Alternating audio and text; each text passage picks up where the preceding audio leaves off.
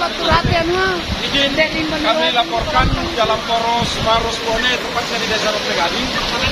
Terjadi tanah longsor yang mengakibatkan ada dua rumah warga yang hanyut dan masih di sekitar lakukan proses pencarian. Korban ada berapa orang? 5 orang. 8 orang, tapi sudah dapat 4 orang. Ada beberapa korban yang sudah dievakuasi ke Puskesmas Jembrana. Tinggal 4 yang belum didapat. Ya. Jalur Maros Pone macet total. Weh, ada hilang. Iya, ada hilang.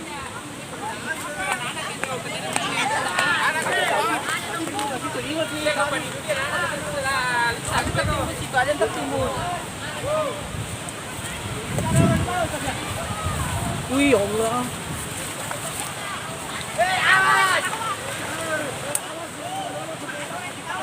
Ada di situ di bawah di sungai.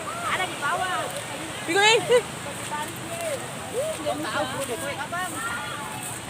Di denda.